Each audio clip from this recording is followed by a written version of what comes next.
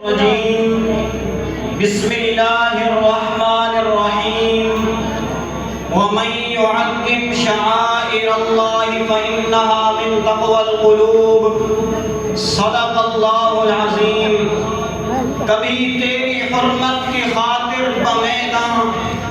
یہ تلواریں تیر اور کمان جھومتے ہیں، کبھی تیری حرمت کی خاطر بمیداں یہ تلواریں تیر اور کمان جھومتے ہیں، جنہیں نہ طلب ہو نہ کچھ جستجو ہو تو پھر ایسے کاہل کہاں جھومتے ہیں۔ صدر محفل اور چمنستان توحید و سنت کے گل تراشو، آج کے اس مسابقہ کا عنوان ہے حرمت شعائر اللہ۔ جب میں نے شعائر اللہ کو سمجھنے کے لیے مفسرین کے علمی شاہکاروں کو کھولا تو دنیا تفسیر میں پہلے مفسر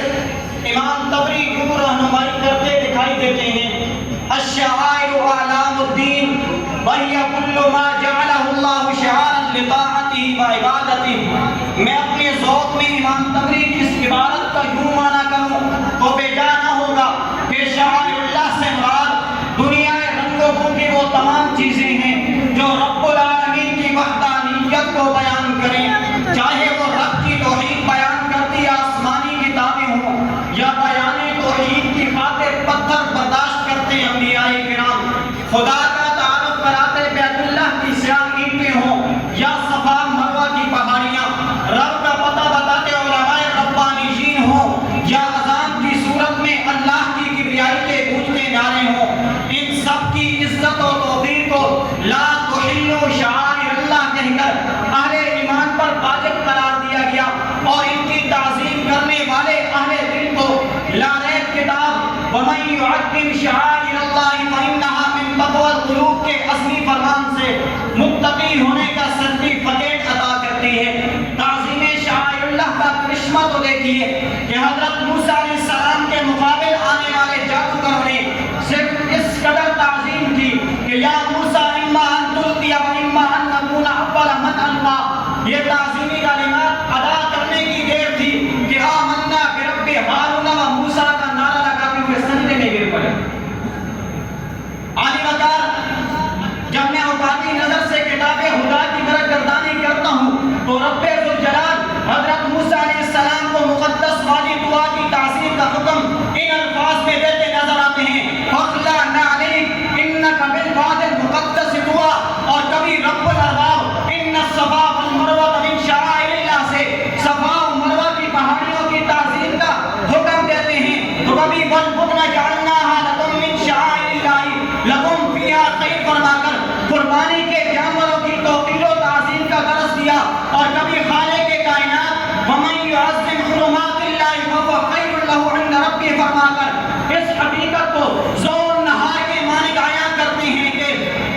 شاعر اللہ کی تعظیم بندے کے لیے رب کے ہاں سب سے بہتر ہے، لیکن یاد رہے ان تمام شاعر کی تعظیم ایسی ہو جس میں عبادت کا شائبہ نہ ہو، کیونکہ وہ جس میں عبادت کا دھوکہ مخلوق کی وہ تعظیم نہ کر، وہ جس میں عبادت کا دھوکہ مخلوق کی وہ تعظیم نہ کر، جو خاص خدا کا حصہ ہے بندوں میں اسے تقسیم نہ کر۔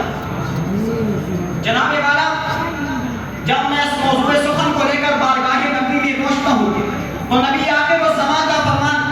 ان اللہ حرم مکہ یوم خلق السماوات والارض فہی حرام بحرمت اللہ الی یوم القیامہ۔ بیت اللہ کی حرمت کو عیاں کرتا نظر آتا ہے، تو کبھی محبوب کبریا بناتے بیت اللہ کی تعظیم کا درس ان الفاظ میں دیتے ہیں: من بنا للہ مسجدا بنا اللہ لہ بیتا فی الجنہ، اور میں فرد حیرت میں پڑ جاتا ہوں کہ نبی آخر الزمانے لا تصب الدیک فإنہ یوقظ للصلاۃ فرما کر اذان دینے والے مرغے کو بھی نشانہ تقدیر بنانے سے منع فرما دیا، تو پھر مجھے کہنے دیجئے کہ یہی شعائر ہیں، یہی پہچان ہے، یہی دین کی عظمت، یہی ایمان ہے، یہی شعائر ہیں، یہی پہچان ہے، یہی دین کی عظمت، یہی ایمان ہے۔ اگر ان کی توقیر ہم سے چھن گئی تو پھر باقی نہ کوئی عزت نہ کوئی نشان ہے۔ سامعین عزیز وقار، تصویر کا دوسرا رخ دیکھیے، امم ماضیہ کی ہلاکت خیزی کا مطالعہ کیجئے، وہ یہ بات نصف النہار سے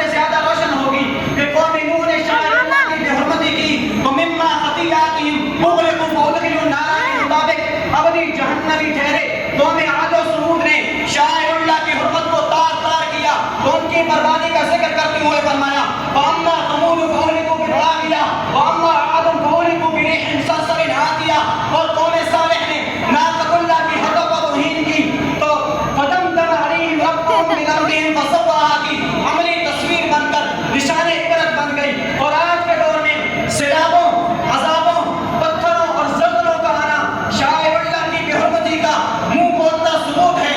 اگر ہم اپنے رب کے اس بدشے شدید سے بچنا چاہتے ہیں تو پھر تنزل کے جس دور میں مساجد کو گرانے کی سازش کی جا رہی ہو، وہاں